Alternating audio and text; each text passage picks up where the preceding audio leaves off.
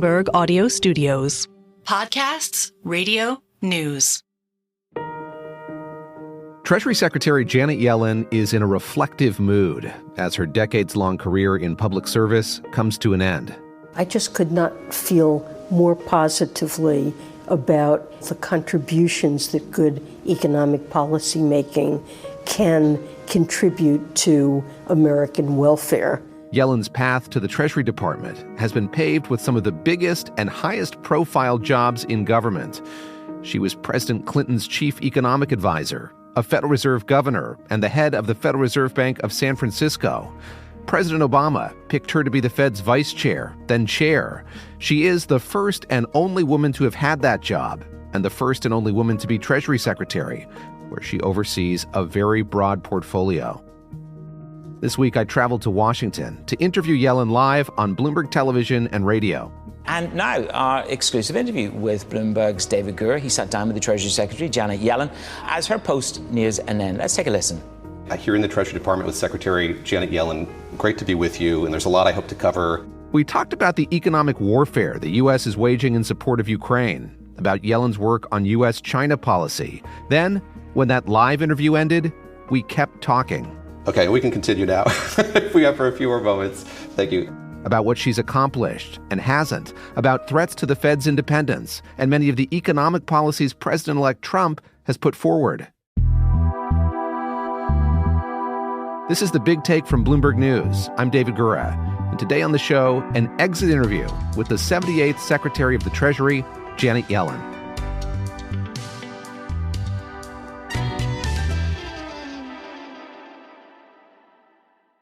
Treasury Secretary Janet Yellen and I talked just a couple hours after we got the latest inflation report.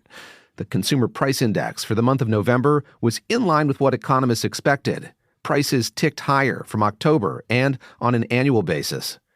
The last time we spoke, back in September, Yellen told me she was optimistic the Federal Reserve would be able to pull off a soft landing, that policymakers could get inflation under control without triggering a deep downturn. I asked her if she's still confident that'll happen. Well, look, I think inflation has come down very substantially from the peaks it reached in 2021 and 2022.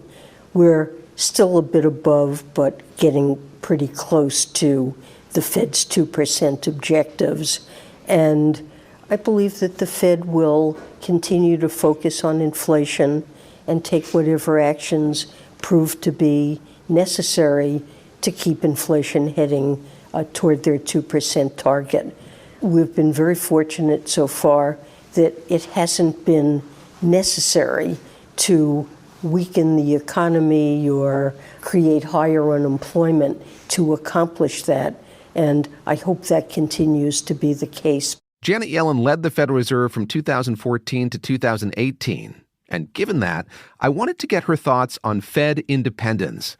President-elect Trump has openly criticized the current Fed chair, Jerome Powell, and Trump says a president should be able to weigh in on Fed policies.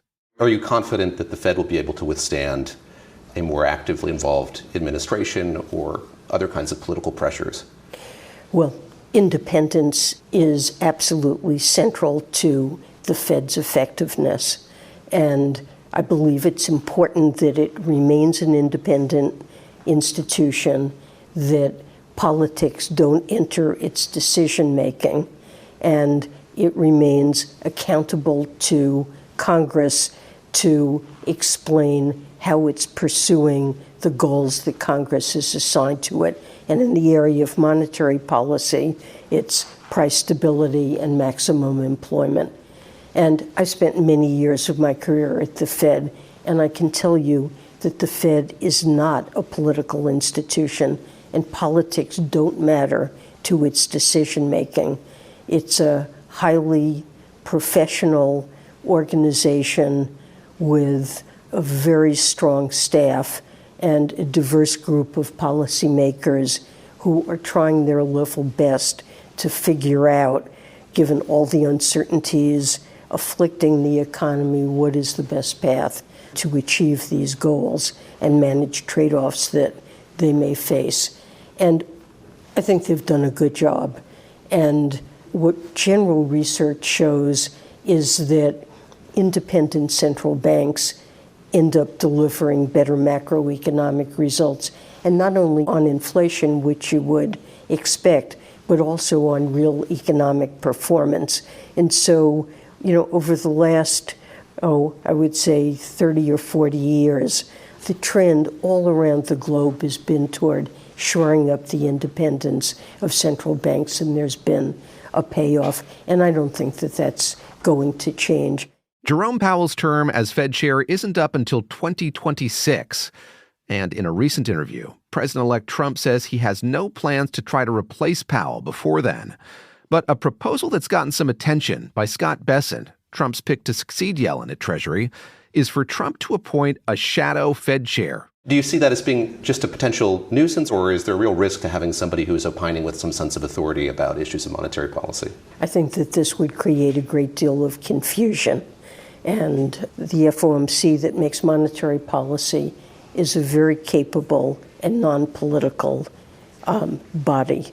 And I believe that they would go on and make the best possible decisions than they can, and would not be influenced by somebody outside the Fed who was trying to play such a role. I think it could disrupt financial markets and have an adverse effect on economic performance. In the end, I don't think it would influence the Fed. There's been a lot of talk about the dollar, the safety of the dollar as a global reserve currency. And I wonder if that's something that you think Americans should be preoccupied with. It's something that we hear about from the president-elect and his team. Something else they've floated, as it's been put, a Mar-a-Lago Accord, where you could get the U.S. together with Europe and China and Japan, maybe talk about domestic production, how to narrow trade deficits. Is there an appetite or an opportunity for that? The use of the dollar in global transactions and financial markets and in trade is underpinned by a very strong U.S. economy with deep and liquid capital markets, the role of treasuries as the safest asset in the world, the rule of law, a well-managed economy with low inflation and solid macroeconomic policy. And when you think about what other currencies could possibly replace the dollar, the list is short. Possibly there's no currency that at this point could possibly rival the dollar. And in terms of an agreement that could affect the value of the dollar, the policy that our administration has articulated is that major countries should have the value of their currencies determined in world markets. So intervention might be appropriate on occasion to counter extreme volatility, but we believe that it's best for markets to determine the value of the dollar. Coming up, as Janet Yellen's tenure as Treasury Secretary comes to an end, how she's trying to protect some of the policies she's put in place. Trump-proofing at the Treasury Department, plus Yellen's thoughts on tariffs, the future of the relationship between the U.S. and China, and her legacy. That's after the break.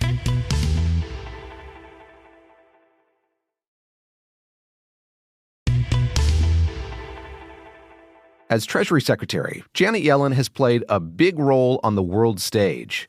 After Russia launched its full-scale invasion of Ukraine in 2022, she worked with allies to impose a spate of sanctions. Right before my interview, Bloomberg reported the Biden administration is considering more sanctions targeting Russia's oil exports and its shadow fleet of oil tankers, which have been an economic lifeline. I asked the secretary if she could confirm that those discussions are underway. Well, let me say we never preview sanctions, and we've constantly been tightening our sanctions on Russia. Our overall aim is to impair Russia's ability to continue conducting this brutal war, to try to deny it the military equipment. It needs to be able to do that, and we've taken a variety of steps to do it. But we have been focused since the outset on Russian oil revenue. It's a critical component of the Russian budget.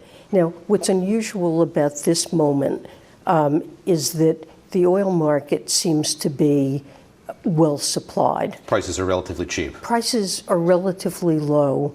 Global demand is down. And there really has been an increase in supply. American firms have stepped up. We have vastly expanded oil production. OPEC countries like Saudi Arabia have excess capacity at this time.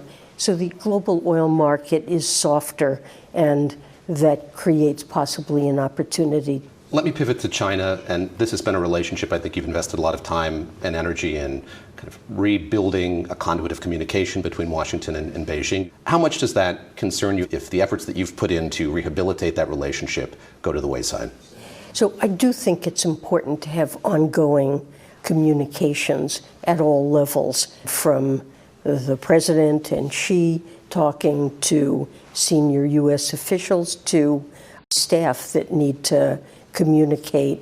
Just having open channels of communication, I believe it will be seen as continuing to offer value. These are channels by which we can make clear what we're unhappy about, where our concerns are, and why we have them. We have significant concerns about Russia's economic policies that we discuss in these channels. We're also using these channels to build trust in channels for cooperation so that we can work together where our interests coincide.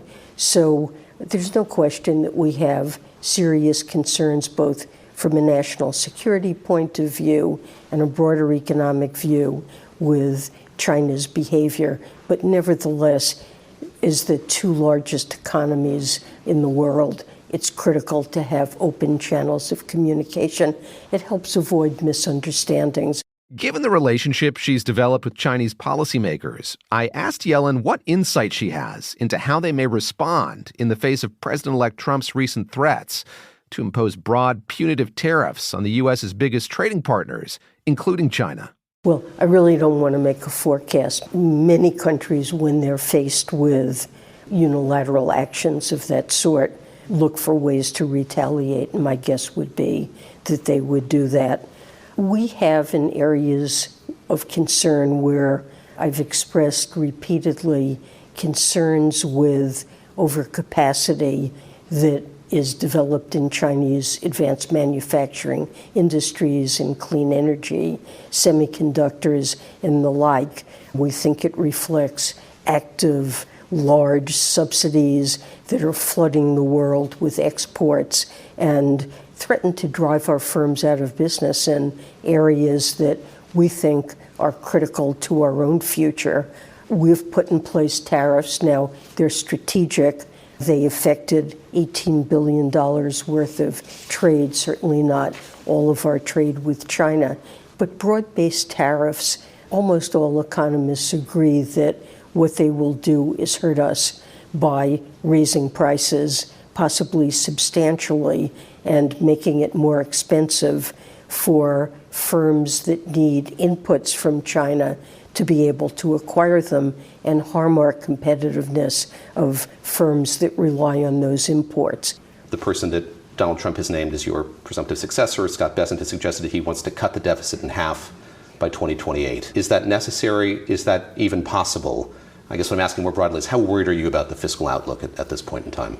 Well, I am concerned about the fiscal outlook, and I believe that deficit reduction is necessary to keep us on a sustainable fiscal course. Now, Congress hasn't really done anything to improve the fiscal outlook, and I think that's a shame. I'm disappointed in that, and I think Congress needs to work hard on that. We proposed a lot of pay-fors that we think would fairly ask corporations, wealthy individuals, to pay their fair share. We've negotiated an international tax agreement that would create a level playing field worldwide for multinationals, and that would be a revenue-raising measure that I think would be very valuable. And there are certainly more. Janet Yellen has had a path-breaking career. I closed out our conversation by asking her what she's reflecting on as she wraps up decades in public service. I feel terrific about the opportunities that I've had over the last 4 years to serve at Treasury, and before that at the Federal Reserve and in the Council of Economic Advisors during the Clinton years. And I just could not feel more positively about, first of all, the contributions that good economic policy making can contribute to American welfare. But beyond that, we have an excellent group of senior officials that we brought in. But what we found at Treasury and have built is a civil servants who have deep expertise, knowledge, commitment, operate with integrity, and are able to do the kind of analysis and operational management that really serves our economy well and financial markets. And this is a core asset of America, that we have a devoted civil service that has great expertise and contributes to good performance. So as I look back on my career, that's really been important to me. Madam Secretary, thank you very much. Thank you. This is The Big Take from Bloomberg News. I'm David Gura. This episode is produced by Alex Segura, who also mixed and sound designed it. It was edited by Chris Anstey and Naomi Shavin, who's our senior producer. It was fact-checked by Adriana Tapia. Our senior editor is Elizabeth Ponso. Our executive producer is Nicole Beamsterboer, and Sage Bauman is Bloomberg's head of podcasts. If you like this episode, make sure to subscribe and review The Big Take wherever you listen to podcasts. It helps people find the show. Thanks for listening. We'll be back tomorrow.